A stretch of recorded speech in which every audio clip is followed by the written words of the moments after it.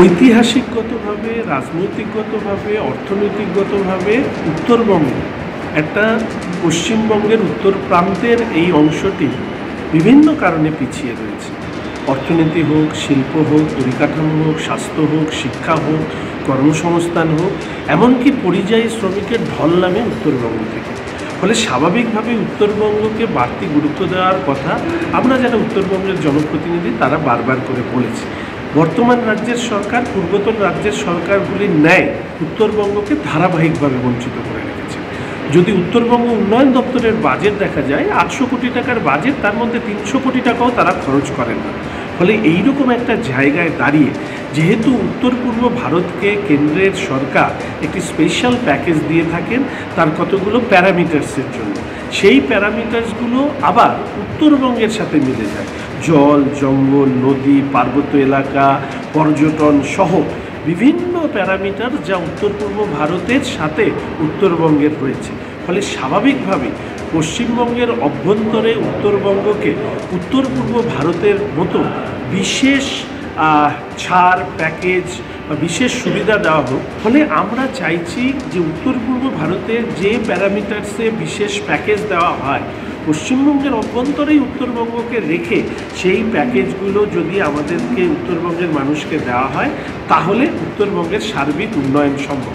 এটার সাথে আমি 100 নয় 1000 ভাগ সহমত। উত্তরবঙ্গকে উত্তর পূর্ব উন্নয়ন পর্ষদের অন্তর্ভুক্ত করতে সুকান্ত মজুমদারের আর্জিকে ঘিরে একেবারে তোলপাড় পড়ে গিয়েছে।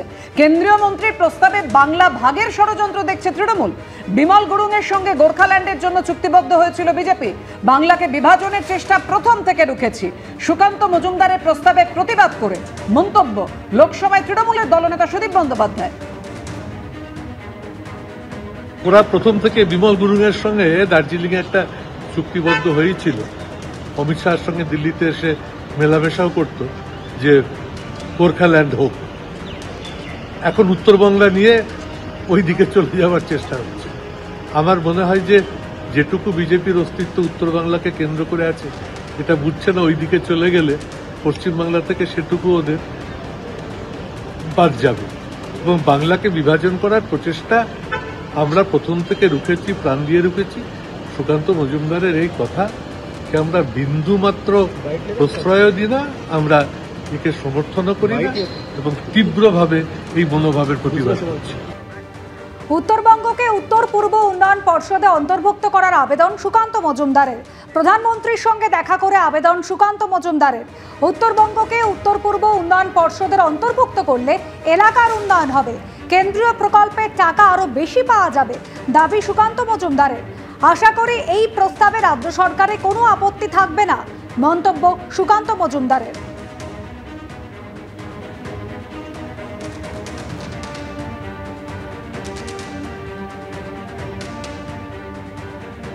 মাননীয় প্রধানমন্ত্রীর হাতে একটি প্রস্তাব তুলে দিয়ে এসেছি, আপাতত যে একটি প্রেজেন্টেশন তুলে দিয়ে এসেছি যাতে নর্থ ইস্টের সাথে উত্তরবঙ্গের সিমিলারিটি কী কী আছে এবং তার ফলে উত্তরবঙ্গকে নর্থ ইস্টের অন্তর্ভুক্ত করা যেতে পারে, এই ধরনের প্রপোজাল আমি মাননীয় প্রধানমন্ত্রীকে দিয়েছি। এবার মাননীয় প্রধানমন্ত্রী তার বিচার করবেন এবং আগামী দিনে যদি নর্থ ইস্টের সাথে উত্তরবঙ্গ যুক্ত হয়, উত্তরবঙ্গ পশ্চিমবঙ্গের অংশ হিসেবে নর্থ ইস্টের সাথে যদি যায়, তাহলে পরে স্বাভাবিকভাবেই উত্তরবঙ্গে কেন্দ্রীয় যে প্রকল্পগুলো আছে সেই প্রকল্পের টাকা অনেক বেশি পরিমাণে পাওয়া যাবে এবং তার সাথে সাথে এই এলাকা অনুন্নত এবং এই এলাকার উন্নয়ন হবে। এবং আমার মনে হয় রাজ্য সরকারেরও এতে বাধা থাকবে না বা রাজ্য সরকারের সহযোগিতা আমরা পাবো।